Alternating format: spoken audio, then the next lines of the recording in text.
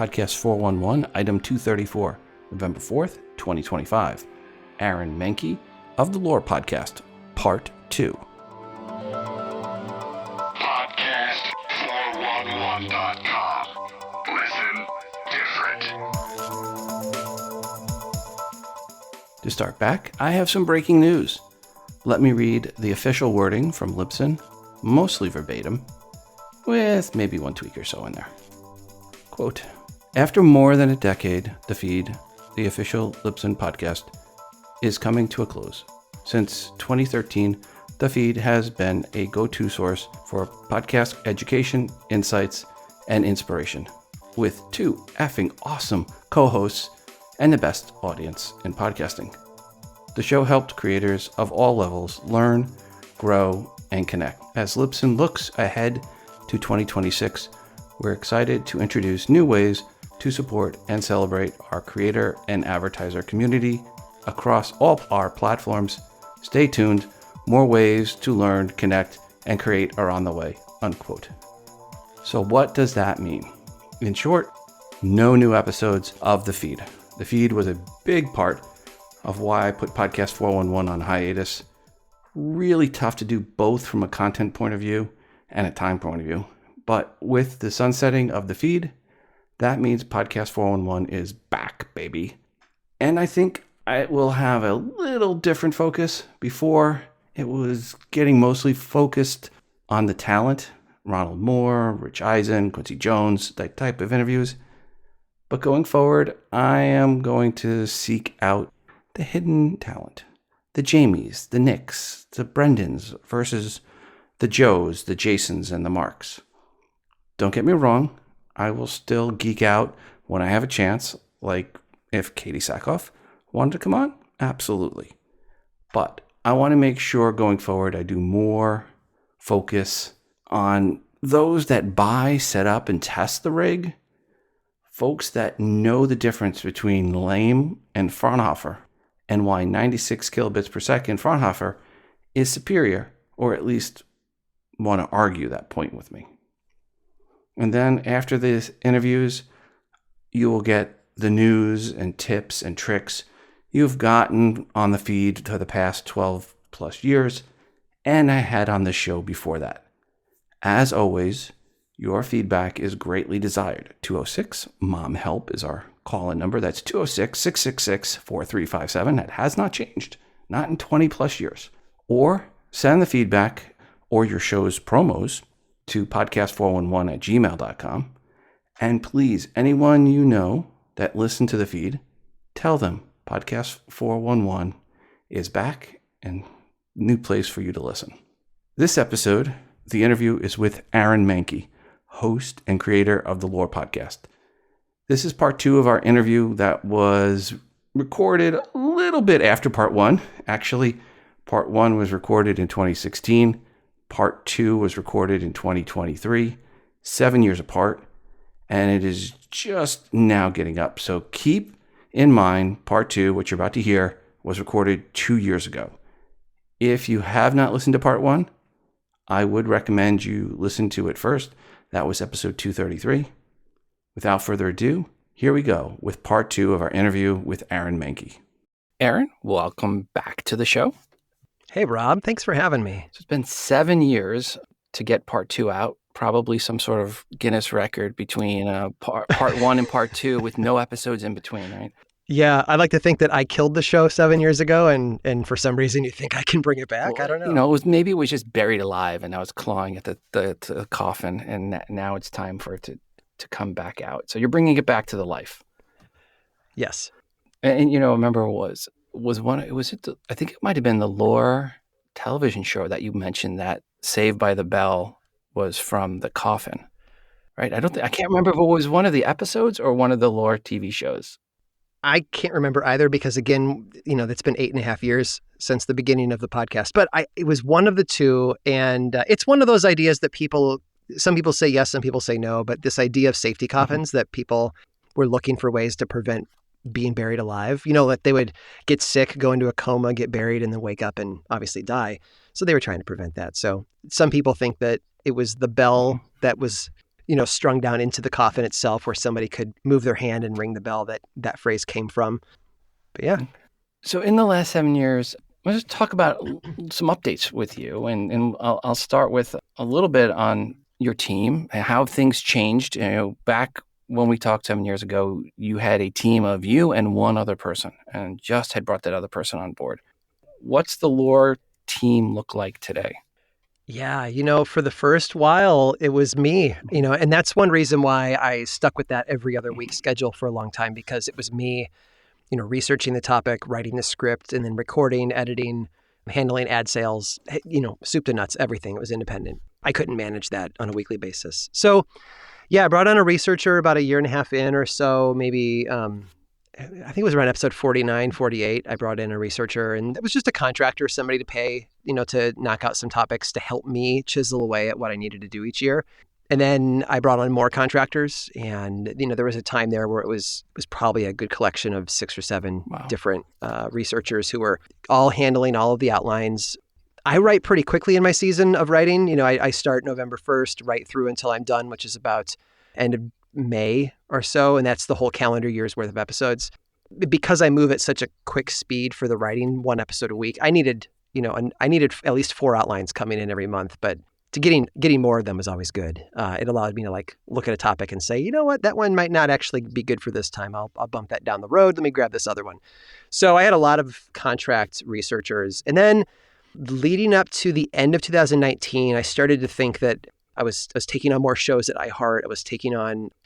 I had been traveling a lot, and I felt like I needed to make it a bit more official and just get people on payroll and, be able to give people health benefits and a steady paycheck and things like that. So I started hiring people with the goal to open up a physical office here near my house in March of 2020, and leased a space, furnished it, built the studio out, and was ready to open the doors in, I had a number of people who were local. And COVID just kind of changed all of those plans. And so a lot of those people ended up just drifting off into where they had friend groups. Mm-hmm. Somebody who was local here went to DC, somebody else moved away as well. And so the office space really never just got used as much as we really wanted it to. It's good for recording some stuff, but I still do all my recording at home. Anyway, all that to say, yeah, I went to the point where I had, I think at our peak, we were about 10 employees plus myself. Right now there's 8 of us and then me. And the team works on lore, but they also work on other shows. So it all keeps us pretty busy. And speaking of other shows, you have another show about 10, 11 episodes in, That's Just Weird. Quick synopsis of That's Just Weird. Break it down. Well, lore tends to be a little bit on the heavier, darker side. It's a little bit more introspective. We ask hard questions about history and we look at the bad things that happened. And I wanted something that touched on some of the same subject matter, but also did it in a light and fun way. And so That's Just Weird is a hybrid of a weekly news show with a little bit of like a This Week in History kind of dive. And so, there are 3 segments to each show that's about 20 minutes long. The first segment is, here are some weird stories from the last couple of months, weird news that pops up. I don't know why, but it's often Florida Man, that kind of thing. And then the endless supply of content for podcasters, the state of Florida. It's pretty stunning. Yeah, it absolutely is. And Australia, they do some pretty weird. They have weird creatures down in Australia where everything wants to kill you. So yeah, the first section is just basically, here's the weird stuff that happened in the news this week or this past month. The second section is, here are a handful of this month in history kind of stories. Like it was 453 years ago this month that X, Y, and Z happened. And of course, it's a weird historical bit. And that's about, 60 seconds, 2 minutes long. And, there's 3 or 4 of them. And then we take an ad break because you have to think about that.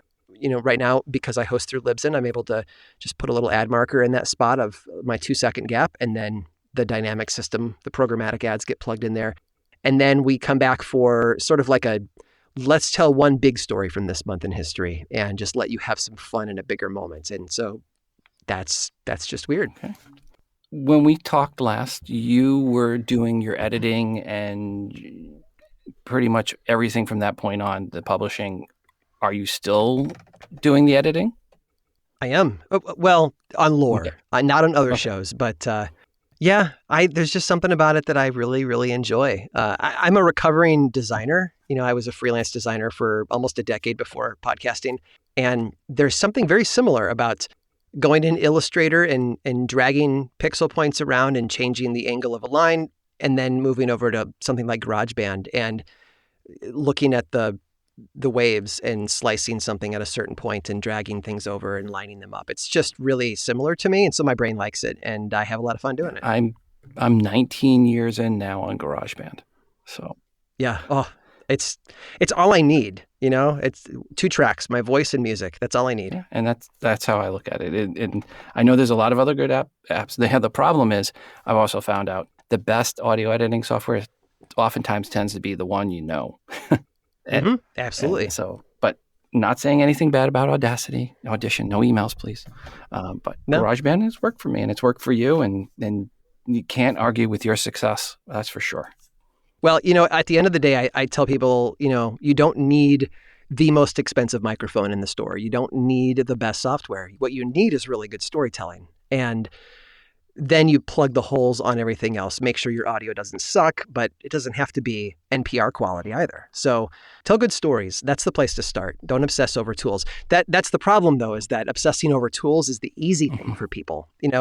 I can set a budget and go spend the money. That's easy. I can go read a bunch of reviews on mics. That's easy. But sitting down and telling a good story, that takes some skill and some hard work, and it's harder to put into practice. So, it's the bitter pill. That's the best advice. Are you last talked you were using a SM7B? Are you still there? I am, yes. I believe I'm still talking on the exact same SM7B. Yeah. Which is a great mic. It's a very great mic, yes. Michael Jackson recorded Thriller on an SM7B, if anybody cares. I like the warmth that I get out of it. I don't know how I have it set. I have a Scarlett mixer, just I don't know, what is it, a 2i? Oh, I bet I can click the mic thing and, I can't.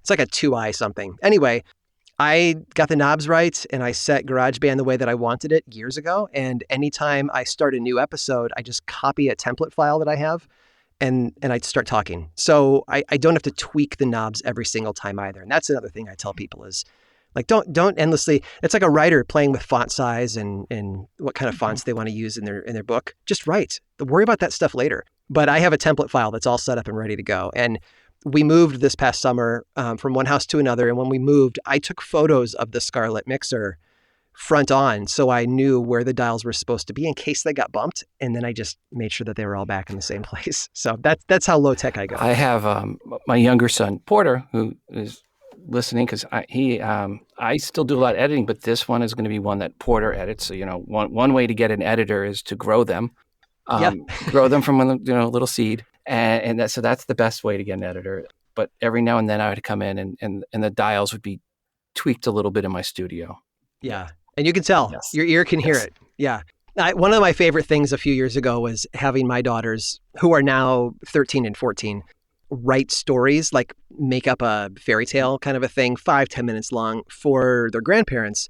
And then I dragged each one into the sound booth and said, all right, you're recording, tell your story, perform it for me. And I took those recordings and scored them with music from, I don't know, like Free Music Archive or something. And we put those on thumb drives and gave those to the grandparents as Christmas gifts. It was very fun getting them in the booth and seeing them use a microphone. All right. So now you mentioned booth. Last time we talked, it was kind of a showerish kind of stand-up thing with some towels and blankets and some foam. What is your booth now? Is it a little more professional? It's more professional as of this move. So for the last 6 years or so, most of the show, actually, we were in a house that had a great office space for me that had a walk-in closet. And when I say walk-in closet, it was probably 6 by 10 in there. And so, so I took my shower booth-sized recording studio, which was essentially a PVC pipe frame with moving blankets clamped onto the sides and the top so that it deadened the sound. It's a blanket fort. That's what it was. It was a blanket fort. And it's the next step above recording in a coat closet with your winter coats around you. Because all you need is something soft to stop the reflection of the sound, just like taking mirrors out of a room to stop the reflection of the light. So for most of Lore, I used that booth. And we moved this summer. The new house's office space for me is great, but it doesn't have a walk-in closet for me to just set the booth up and walk into. The room was bigger. It's kind of weird, but my office has an office. And it's the bonus room above the garage, and it has this extra room next to it. So I went and I bought a whisper room. It was the first time I'd ever actually done anything very professional with my sound setup. So that's what I'm in today. I'm in my whisper room. I think it's a 4x4.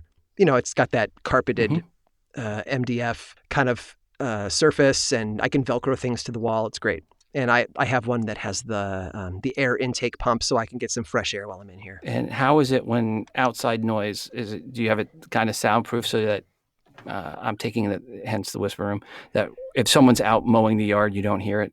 If there's a mower going outside, which I just have to confess to people that I pay somebody to mow my lawn because I'm busy working. If the mower goes by, I can hear the low hum in here. It never shows up on the recording, though. Nice. Helped by the fact that I'm on the second floor as opposed to the previous house where I was on the first floor. If a mower went by, it was going by, 2 feet from the wall. So I would really hear that. And I'd have to go back and re-record stuff from time to time. So this is a lot better. And I'm still tweaking things. It's a little more lifeless in here, I think. I think there's just I think it lacks a tiny bit of brightness. I have a friend who's a musician who's told me to go get a sheet of maybe 24 by 36 inch pegboard, just real thin particle board, and hang that up behind me to add a little reflectiveness to this room. So I may tweak it. But then again, that's such a cheap fix, right? $20 at Home Depot and some Velcro tape or something to hold it onto the sides of this wall. So it's tricky. When podcasting is your hobby and you've got a day job, you really shouldn't invest heavily in a lot of stuff. Once it starts to earn some income, take that money and invest in stuff. And I think the soundproofing, having a dedicated space, or taking a closet and saying to your spouse, hey, can we keep the coat somewhere else? And can I pad this room and use this as a booth? But you build up to something like that. The room that my whisper room is in is big enough that I also have kind of a makeshift YouTube studio in there. I don't do the live videos on YouTube anymore for lore. I used to sit and narrate to the camera.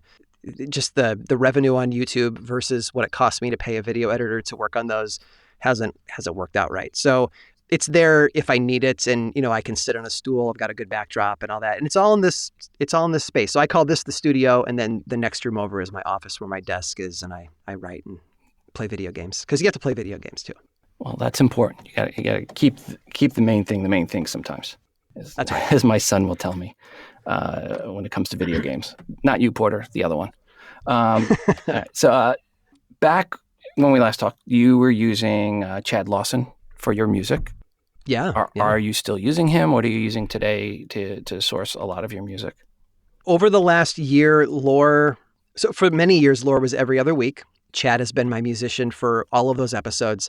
There was a period of about 2 years, maybe, was it 2 years or so? I think it was about 2 years, where I was in the off weeks, I was actually republishing episodes 1 through 50, taking the original scripts and re-narrating them. So essentially redoing them as a remastered version. And I was releasing those. And so Chad's music was in those as well.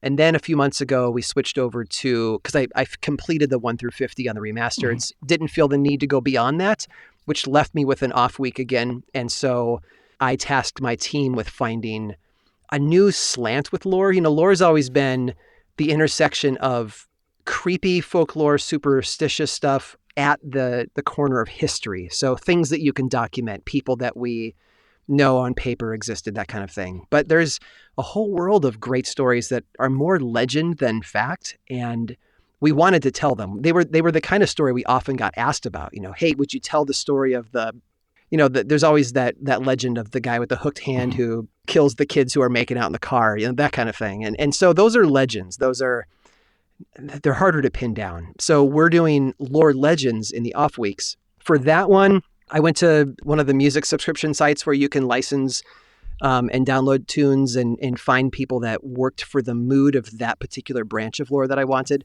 And it's been really fun. So Chad's on every other week now. And then I've got kind of a rotation going on the other stuff. You mind saying what that service is, the other service? It's Storyblocks. There's a bunch of other ones out there. I think there's Ephemeral Sound, or Epidemic Sound is another one. Yep.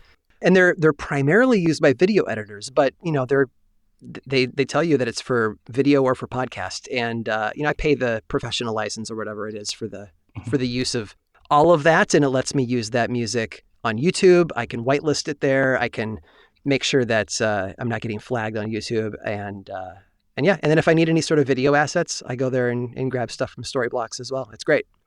In the last episode, part 1, you couldn't say who the TV deal was with at that time because it was still hidden. Obviously, it was Amazon Prime Video. Congratulations. A couple of seasons there. Did you, in making of any of them, did you get to meet any of the actors? I mean, I know you narrated, but was there any interaction with the cast? I mean, with a busy schedule, I wasn't able to get there for every episode filming, which would have been fantastic. I was there for season 1. I was there for an episode called Passing Notes, and that's the one that stars Robert Patrick. And that was a great time to be on set. It was an episode where it was the story that took place in the mid 1800s in Connecticut in a period home. And we were doing our filming in Georgia, and we were really scratching our heads thinking, how in the world are we going to find a early 1800s house in Georgia that looks like colonial New England? And we ended up finding a house that some rich guy had bought in Connecticut, literally from the same state, and moved it down in pieces and reassembled it next to a lake in Georgia. And he hadn't restored it yet. So it looked amazing. So that was the set that I got to hang out with Robert Patrick that day. Super nice guy. He did not turn into metal and chase me down. It was really nice of him, being a Terminator and all. But and Bethany Ann Lind is a great actress. She was there as his wife. I have since worked with her on, it was season 2 of 13 Days of Halloween. She was one of our 2 star roles there. The other was Kathy and Jimmy from Hocus Pocus. But yeah, it was a really great time. And then for season 2, we filmed in Prague. So I took the hit. I really suffered, and I traveled to Prague for a week with my wife. Some things you just got to do. I made the sacrifice. And that episode was sort of a witch hunt episode about a gal named Mary Webster. The episode of the podcast is called Half Hanged, but that's a line from a Margaret Atwood poem of the, what's she known for? The TV show with the women in red. I've never watched it. Anyway. Handmaid's Tale. The Handmaid's Tale. So again, like that one, we were really struggling. How do we find a 1600s New England village that's set in the woods to film this episode in? And again, we found another rich guy had built basically like a colonial New England theme park, like no rides, but it was wooden homes, dirt paths, paddocks for horses, all sorts of great stuff. And it worked perfect for that. And I actually got to be in the episode. I'm on a wagon riding into town at some point, and I have one line of dialogue, which I don't remember. And I spent, an hour in makeup and things like that. If you look at the credits for the show, so back then, so that you would call... You stole one of my questions coming up here was, did you fit any of your family? Did you get any of your family into any of the episodes? So Just me. Okay. So back in the 1600s, a lot of times they would refer to the wife as good wife. Amos and good wife Rebecca, that kind of thing. But it often got shortened to Goody. So Goody Cole is the name of a witch from New Hampshire from the 1600s. Goody something. Goody wasn't the actual first name. It was a shortened version of good wife, which was kind of like saying Mrs. And so Goodman was the counterpart to that for guys. And so if you look at the cast at the end of the episode, I'm listed as Goodman Caster, as in podcaster. So I found that to be pretty funny. I didn't know that was happening till much later. That is actually pretty funny. Yeah. It's all good, man. It's all good. Yeah. But that was a good time. When we first talked, I couldn't share the name of the television company I was putting the show out on. Obviously, it's come and gone. It's come and gone so long that it's been, according to my contract, the TV rights revert back to me 5 years after the publication of the final episode. And that's 5 years ago this month. So this month, the TV rights revert back to me. So that's how long it's been, man. So what are you going to do with the TV rights? I don't know. Having them back in my fold, being able to say that I can, there's something that's available is exciting. I could do something independently. I could try rebooting it at a network. But, this month, all that stuff kind of rolls back to me, unless Amazon decides last minute to make a third season and then they keep it. But yeah. Well, I don't know which one you want. I don't know which one to root for you for, but hopefully you get the results you want there. But, it was great to see Laura on television and the publicity it brought for podcasting. Thank you for that. It was definitely very nice for the space. The last episode, I publish my podcast and I automatically pump them to YouTube just as a static image. And when the announcement came out, I guess, around the fact that it was going on Amazon Prime, that everyone started searching for who is this Aaron Mahnke person.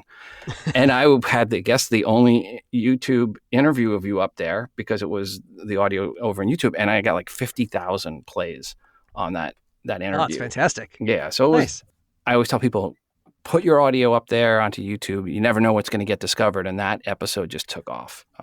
Because of that. For sure. So thank you for helping pump that. Hey, glad to help out. So you mentioned earlier the 13 Days season 2. You're coming up on the 4th season, and by the time this comes out, it should probably be released. Where can people find that? Yeah, we're coming up on, probably by the time this comes out, the end of those 13 days. I like the concept of the show because it's a daily episode, for 13 days leading up to the final episode on Halloween. And this is going to be our 4th season. The first season we had Keegan-Michael Key as our caretaker, the narrator leading us through this house. Season 2, as I said, with Kathy Najimy and Bethany Ann Lind. Last year was the Kurgan from Highlander, or if you've been watching Ahsoka this year, he shows up in episode 1. Clancy Brown, also Shawshank Redemption, classic role for him there. And he's got a great voice. Oh, I wish he did more audio because Clancy Brown's voice is just phenomenal. And then this year will be Natalie Morales from Parks and Rec, among other things. And it's a totally different angle, and it's been a lot of fun making it. And so that'll start the 19th, end on the 31st. That's season 4. Yeah. Congrats. And then you have another project, Harlots. Yeah. So back in August, we released That's Just Weird independently, just as grim and mild. And we've got another show in the works for middle of this month. So I think by the time you release this, that will also have come out. I think it's also the 19th that it starts, which is a Thursday, I believe. And it's called Harlots. It's a history podcast, as I seem to like to make, about the people at the intersection of sex and power. And so you see a lot of that in things like monarchy. Wait, those two go together? Sex and power? Occasionally. Yeah. We'll get into, royals, nobles, that kind of thing, but also more of the business world, more of the Hollywood world, things like that. Historical tales of people at the intersection of sex and power. Men and women just having fun climbing to the top. No pun intended. No pun. And we'll have links to all that in the show notes. Thanks. Yeah. Now let's get back to a topic. Any change in your advice on marketing for a podcast in the last 7 years? Anything you've seen that worked, or just what is your advice today when someone says, hey, how do I grow my show? When it was just Lore that I made, and Lore was doing fantastic as the one show that you could have, like what a dream to have. People would say, how do you grow your show? And I would say, make a really good show. And your listeners won't be able to walk away because of poor quality. Make a really good show. That's the only advice. Don't buy a billboard. Don't do ads on other shows. Don't spend money. Just make a really good show. Since just making Lore, I've made a lot of other shows. Some have done phenomenal. Some have been average in listener size. That's Just Weird is only just coming up on its 2-month anniversary. And it's a small growing show, and while I am Aaron, the guy that makes Lore, it's still an uphill climb. Kind of hurt by the fact that 7-8 years ago, there were, you probably know the stats better than I do, but in the days after Serial, when I put out Lore, there weren't a lot of podcasts that were active and, ongoing published. Now there's millions. And so you're fighting uphill a lot more. And so even me with, the hard task of the hard example of Lore in my face, I'm working hard to make a really good show with That's Just Weird. And I'm watching it grow every week, but you have to be patient. So I think that my advice really does land the same. maybe it just comes with maybe a little more frustration for people who hear it because of the bigger market now. You just have to make a damn good show and then let your listeners fall in love and tell other people about it. And that organic growth happens. I still don't think that new and noteworthy on Apple Podcasts is a magic bullet. It is every now and then for somebody, but all it is a little bit of extra attention, and you have to have something worth sticking around for you to capitalize on that attention. People have to stay subscribed. So yeah, I think my advice is still just make a good show, and don't worry about upgrading your mic or spending a lot of money per month on a subscription to an audio editing service, whatever it might be. Get a good host like Libsyn. And I mean that without sounding nepotistic, because I host there and Laura started there in 2015. Just Libsyn's never down for me. I never have issues with it. And it's inexpensive. And I love the stats. So that's what you want. Well, good host. Yeah. Good host, good storytelling. So after you've got your show and it's growing, there's the opportunity to monetize. And you've had previously monetized quite a few different ways, including live shows and way to sell books. How are all the ways you've monetized over the last few years? Anything new? What has you seen the best return for? I think the most consistent return has been premium platforms like Patreon or Apple Podcasts paid subscriptions. I don't have experience on the Spotify side because for a very long time you've had to host with them through Anchor to be able to charge a premium for ad-free versions. Mm-hmm. But those have been the most consistent sources of income over the years, right below advertisements. And so for most of Lore, I sold my own ads. I spent a couple of years over at iHeart where they didn't run the show, but they sold ads for me. But I still sold the baked-in ads myself and then let them just sell the dynamic. I am now back on Libsyn over the last few months. Libsyn does my ad sales for me. And this is the first time I've actually gone hands off completely and let them do all of the sales, the baked in ads, and then the programmatic that follow. And that's the other thing about my ad sales is that I've always tried to do kind of a hybrid thing. I made the mistake. One of my first ads was a Casper ad in like July of 2015. And I didn't realize until sometime in 2019 that I should probably replace the ad or replace the episode with a version that didn't have ads but had an ad marker for dynamic insertion. And at that point, I had sold them an ad for like 50,000 downloads. And I think it had pulled in like 2.5 million downloads for them. So good they got ROI a good deal for them. Yeah. Good ROI. Really bad CPM for me. Yes. Did they at least send you a Casper mattress? I think my first one was free, and then I've just bought everything else from there. But yeah, they were with me for years. They were a sponsor for many years. So it did end up paying off. But yeah. And for full disclosure, they were an advertiser on my Today in iOS, and they sent me mattresses. But I have also bought 2 Casper mattresses on my own. Yep. So there was something I always say the follow-up question is the best question. And when I was listening back to the part 1, there was a place I should have had a follow-up question. It was, you were talking about why you did Lore as a podcast, and that was initially you were looking at it to be a giveaway to help sell books. But then you said a friend recommended that you start a podcast. Who was the friend? Is he still a friend or she? And do you send them nice gift baskets in the holiday season? His name is Seth. He was born the same year as me. So we grew up listening to the same music and have the same loves and have kind of, even though we don't live near each other or hang out, our interests in music as they've grown independently are still going in the same direction. So we're kind of wired the same way. So, we grew up listening to Pearl Jam, Mother Love Bone, Alice in Chains, the grunge scene of the 90s, early 90s. But, I texted him the other night from an Eagles concert and, he just about lost his mind because he's a big Joe Walsh fan. And we bounce back and forth every now and then and just chat for a bit.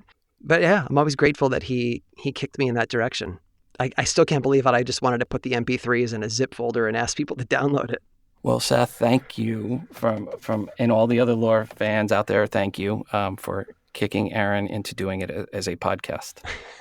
Yes, it's worked out. All right. Well, Aaron, thank you again so much for coming back on the show. I really appreciate it. And congrats on all the success and continued success of Lore and the many other podcasts. And That's Just Weird, by the way. Really good show. And yes, I really did think that guy in the bear outfit in the China Zoo was a guy in the bear outfit when I saw the video too. I was like, no, that's really a human. Yes. say you have to listen to That's Just Weird to get the whole full meaning of that joke. Absolutely. Or the guy that tripped over his beard and had some bad results from that. And it's just lots and lots of stories like that. It's so weird, which is why we named it that. But yeah, thanks for having me back on. It's been great to reconnect. And, when people scroll through the RSS feed, hopefully the gap between these two episodes doesn't sound enormous. But yeah, thanks for having me back on. Thanks again to Aaron for being a guest on Podcast 411 for a second time. Folks, please check out his podcast wherever you listen to podcasts. Links in the show notes. And now into the news, tips, tricks, and stats segment of the show. First up is news about PodSqueeze. PodSqueeze is the company from Lisbon, not to be confused with Libsyn, the company from Pittsburgh. PodSqueeze has some AI tools and just announced one called the PodSqueeze Audio Enhancer. It's an audio sweetening tool. Quote, it is designed to help creators improve the quality of the sound recorded outside of their studio environment. Using AI, it is said to adjust for noisy environments, uneven volume, and low quality microphones to transform poor quality audio into a crisp, balanced, professional grade recording, unquote. Another quote from the article, the audio enhancer is being offered as a standalone, meaning users do not need a PodSqueeze subscription to use it service. Users receive a free 30-second preview, and if they're satisfied with the enhanced quality, they can make a one-time payment to download the full process file. No subscription required, unquote. I like that there is a preview to hear how good a job they did on cleaning up audio. And if you only pay if you want to download the full file, that's a nice thing. I did reach out to them to find out how much the fee is for the full file download, as part of their site makes it look like it's fully free, but the article I read on this said there's a fee. They did reply back and they said, hey, Rob, at the moment, the price varies according to with the duration of the file. The best way for you to check it out is going to podsqueeze.com/AI-audio-enhancer and uploading the file. You'll get a free preview of 30 seconds plus the price of the total conversion. Best, Tiago from PodSqueeze. Well, thanks, Tiago, for that reply. I will have a link to PodSqueeze in the show notes for episode 234. Nielsen Podcasting released a report on the state of podcasting today in August. It includes, quote, audience insights and advertising benchmark norms from Nielsen and Edison Research, unquote.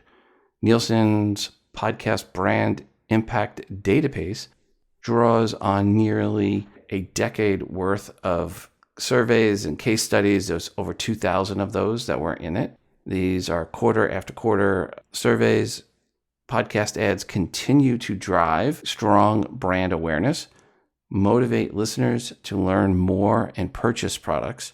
From the report, podcast ads typically generate a 10-point lift in brand awareness, an 8-point lift in information seeking, and a 6-point lift in purchase intent and recommendation. So all very favorable for why you should advertise on a podcast. The report found that podcast audiences are more receptive to ads, with 37% saying the ads are interesting and another 37% saying they are believable, 36% saying they are natural, and 32% saying they are authentic. On the negative side, 11% said podcast ads were forced, 7% said they were intrusive, and 1% said they were rude. That's odd. Finally, the report said podcast hosts are received favorably overall, with the following breakdown from the audiences surveyed. 62% said podcast hosts are likable. 42% found hosts credible. 39% found podcast hosts relatable. 33% found them fun. And 20% said they were seen as experts. On the negative side, 11% of listeners said podcast hosts were boring, which I guess is, if it's an ASMR podcast, that might be a positive. 3% found podcast hosts aggressive. You're welcome. And 2% found hosts rude. 2%, another 2% found them untrustworthy, and 1% found podcast hosts dishonest. Why are those people listening to those podcasts? Again, overall, podcast listeners had very positive things to say about podcast hosts. They like us. They really, really like us. That was what I took out of the survey link in the show notes. Some questions per Libsyn's programmatic ads. These are some questions I've gotten. One, how do you find out what ad will be placed on each episode? Common question. And this is true of any programmatic. You will not. You will not find out. It happens in milliseconds from when the episode is requested. So a listener requests it, their geolocation information is sent out, usually the genre sent out, and an ad is picked for them. There will never be info on the specific advertisers that you could be getting specifically. It could be any company in the IAB categories for the tiers that have been selected and approved. Note, the advertisers selected in most cases is based on the location, listener. Someone in Nashville might hear ads from the Titans season tickets, but someone in Kansas City might hear ads for the Chiefs season tickets. If a podcaster wants approval of ads, that really only happens with host-read ads. That's really the only way you're going to get approval of specific ads. And the shows need to be at least 20,000 per episode to be in host-read ads these days. I mean, that some advertisers take them down to about 10K, but for most part, host-read ads these days are for shows that are getting 20,000 downloads in the first 30 days. When you're dealing with agencies, I should point that out. There's still some direct, obviously, at almost any size. Another question came in. How to remove that ad if it doesn't fit into my niche? That is why it's important to pick the tier that has the categories that you're okay with as a podcaster. Again, you're not going to really be getting selection when you take programmatic ads. Another question came in. How will Libsyn make sure any ad music won't make the YouTube version copyrighted, have an issue there with copyright violation?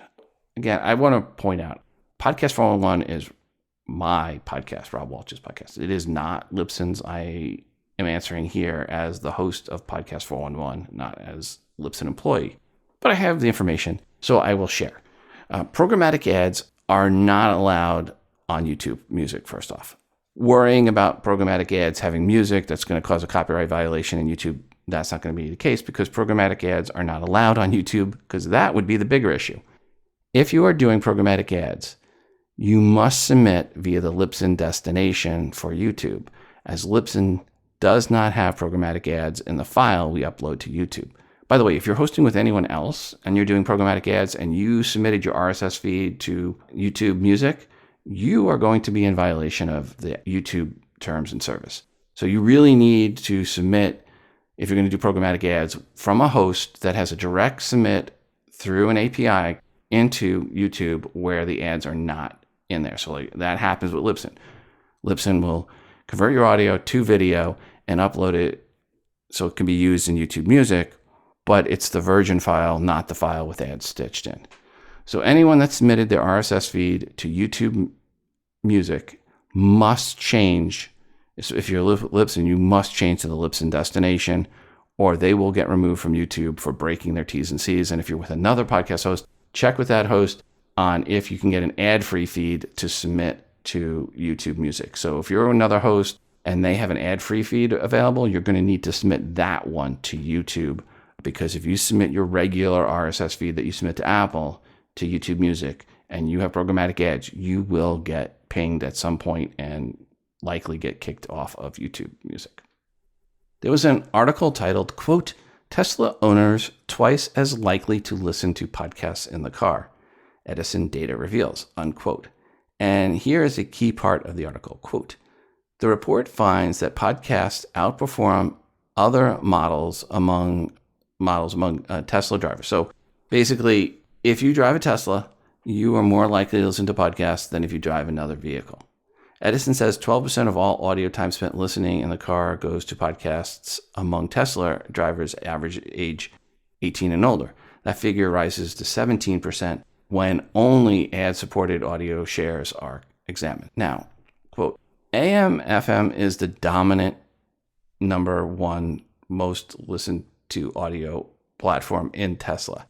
But there's a lot more podcast listening than the average among Tesla owners and a lot less Sirius XM, Pierre Bouvard said, unquote.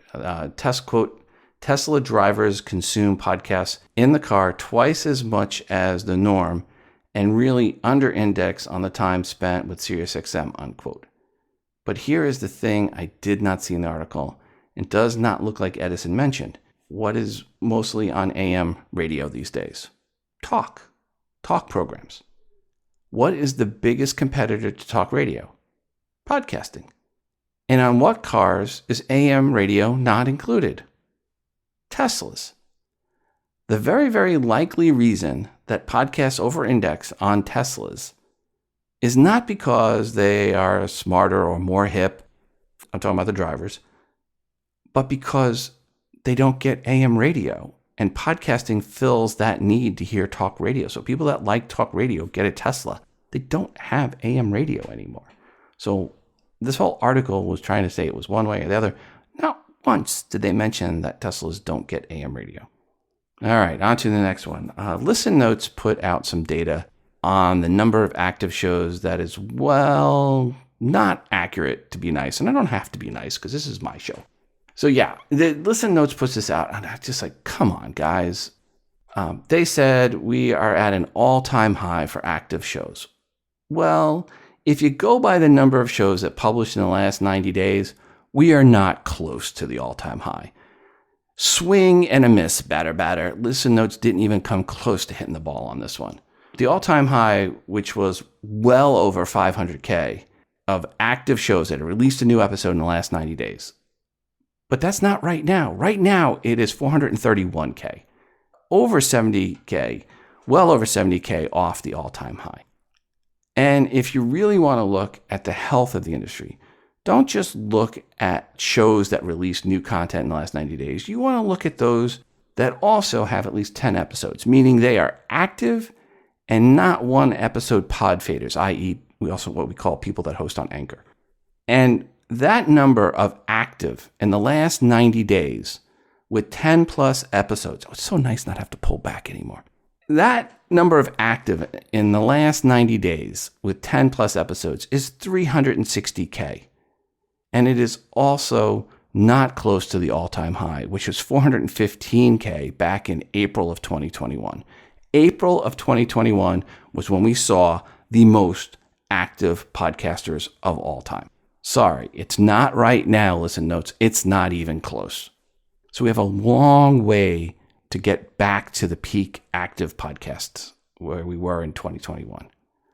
I just wish Listen Notes did a better job on tracking this, or at least copying from my slides at Podcast Movement or Podfest, where I go over this each year. All right, switching news. In 2025, Understood.org, in partnership with the Torrens University Australia, sought to examine how women with ADHD engage with media, specifically podcasts, as a source of health information. Research has long overlooked women when it comes to ADHD. Their experiences, needs, and perspectives are often missing from field and cultural conversations. And the findings show that podcasters have more than entertainment for women with ADHD. They are preferred and they're trusted sources for health information.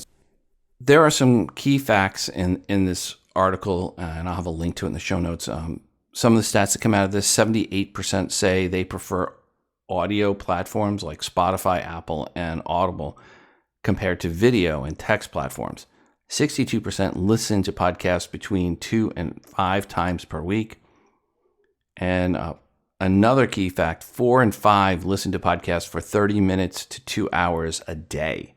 These findings show that podcasts are more than entertainment for women with ADHD. They are preferred and trusted sources of health information. And probably my favorite stat from the report, 72% say they trust podcasts to provide them with accurate health information. They trust podcasts more than they trust mainstream media at 56% and social media at 47%. So yes, all that work Joe Rogan did calling out COVID and ivermectin, once people realized that a lot of what he was saying was true and that it wasn't disinformation, those effects, I think, are working their way into the psyche of podcast listeners. All right, now I'm going to play a little segment here from Daniel. Daniel's got a new service. He asked if he could send in a promo on that, so I'm going to play that right here. Good generic time of the day and happy generic holiday of the year. This is Daniel J. Lewis from the Audacity to Podcast and Podgagement, and now Pod Chapters. And that's why I wanted to send you feedback about, because Rob had asked me to send this in when Pod Chapters launched.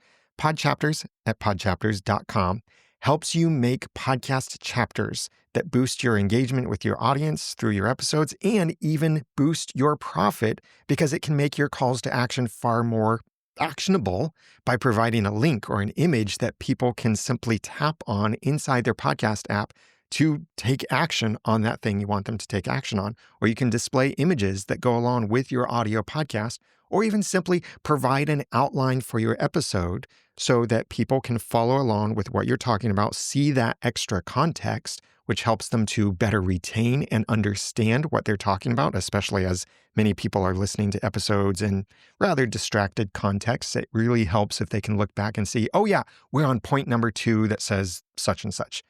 Go to podchapters.com. There's a free trial over there. You upload your MP3 to it. And what's really cool is you can manually place your chapters just like some other apps let you do, but this does it so much better than other apps. And you can also use AI to suggest chapters for you. Other apps might do this too, but they do a bad job of it, often giving you too many suggestions for chapters. This has been really refined to give you just the right suggestions, often detecting your outline that you speak in your episode. But speaking of outlines, a first of its kind feature that I launched with the Pod Chapters is what I call Outline to Chapters. It allows you to give it your outline. Like when I record an episode of the Audacity to Podcast, I know my outline. I know what I want my chapters to be. I just don't know where I want them to be.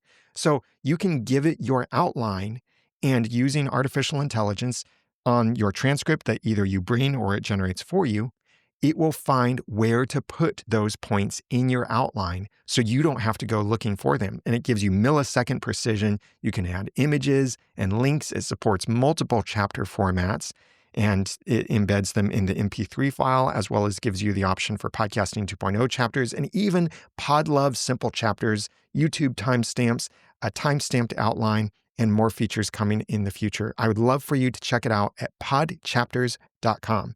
And thank you for inviting me to share this with your audience.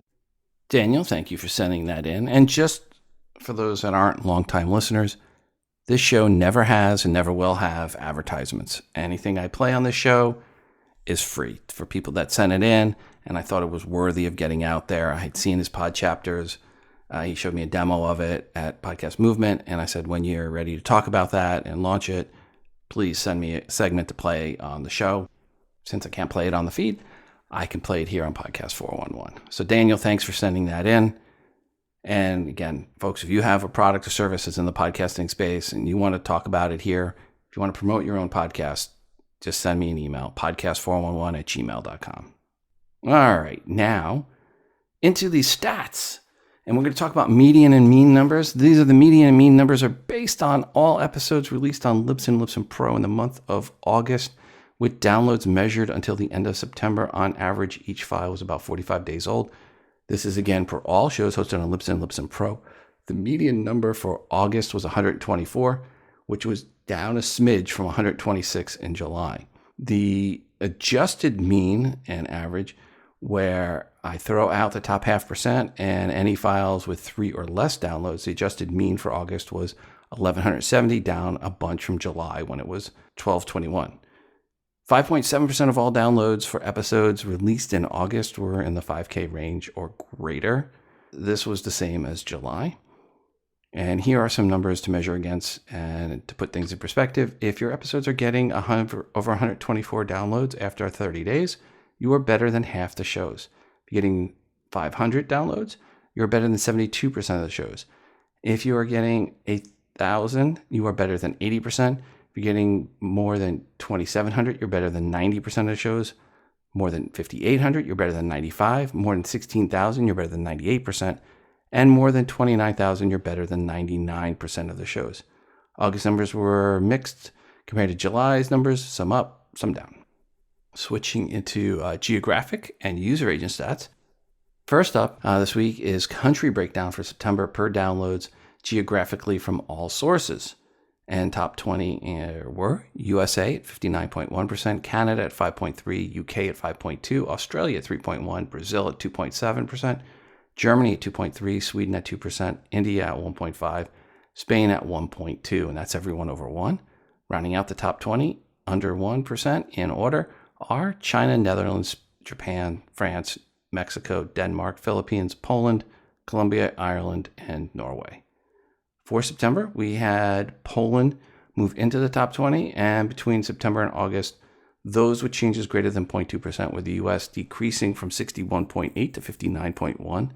Australia moved down from 3.4 to 3.1. Brazil moved up to 2.7 from 0.6, and India moved up to 1.5 from 1.1. Of course, check your stats to see how you measure up to these numbers in September.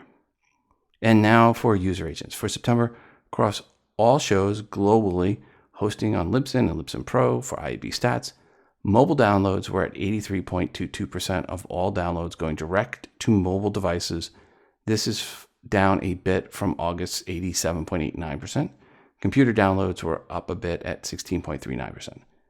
Home voice attendants plus set-top boxes were at 0.39% in September. The iOS to Android ratio in September was 3.37 to 1, which was up a smidge from August 3.33 to 1 ratio. Mobile aggregator apps not from Spotify or from Apple in September were 10.9% for all downloads. And the big dog in aggregator apps is still Apple, with Apple Podcast app, iTunes, and the Apple ecosystem coming in at around 45.1% of all downloads for September. Number 2 was Spotify at 20.2%. Overcast comes in at third at 2.8%. Pocket Cast fourth at 1.8%. iHeartRadio 5th at 1.1%. And Amazon Music 6th at 1.1%. And that was everyone 1% or greater.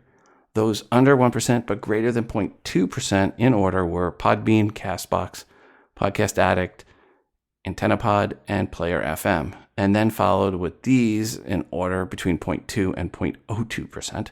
Downcast, Evox, Pandora, TuneIn Radio, Podimo, Deezer, Podcast Guru, Fountain, SiriusXM, PlayDioCast, Castro, Snipped, BeyondPod, AirPodcatcher, Real Life App Android, Podverse, and MixerPod. And then many more that come in at least at less than 0.02% and don't really warrant mentions yet. Again, these were based on IAB numbers. Outside of aggregator apps, there were browsers. Firefox and other came in at 13.4. Other, by the way, includes Chrome for iOS, Safari for iOS, and others. We do have a request to get those working out in the future. We'll see. And Chrome was at 1.61%. Overall, all browsers combined were around 10% of downloads in September. So where have I been? Well, I haven't been anywhere, so nothing to report on that front. For where I'm going, Podfest, January in Orlando, I will be speaking. I'll talk more about that. It's going to be a state of podcasting session, so please go to Podfest. I would have to say at this point, it's the number one conference for podcasters. So indie podcasters, if you're looking for a conference, as far as a global national conference, Podfest in Orlando in January is the biggest one specifically for indie podcasters. I will be at NRB February in Nashville. That's the National Religious Broadcaster Show. If you are going to be there and you are hosting with Libsyn, email me, rob@podcast411.com or podcast411@gmail.com. Email me and let me know that you're going to be at NRB. Love to connect with you ahead of time. I'll be at NAB, that's the National Association of Broadcasters, in April in Las Vegas, and maybe VidCon in June. We'll see. That's an iffy one at this point. If you are looking to start a podcast or switch up your podcast home, you can use the code podcast411 for a free month plus with Libsyn. I don't get any compensation for that promo code. So again, podcast411 for a free month with Libsyn. And I want to thank the feed for some data in today's episode. Those EPs will for now, remain live on a CC BY-SA license, just like this show. And if you don't know what that is, look it up. You should probably have your podcast that way. And finally, don't forget to send in your feedback for anything said or that should have been said in this episode. You can record that feedback and email to me, podcast411@gmail.com, or you can call me at 206-MOM-HELP. That's 206-666-4357 until episode 235. Ciao.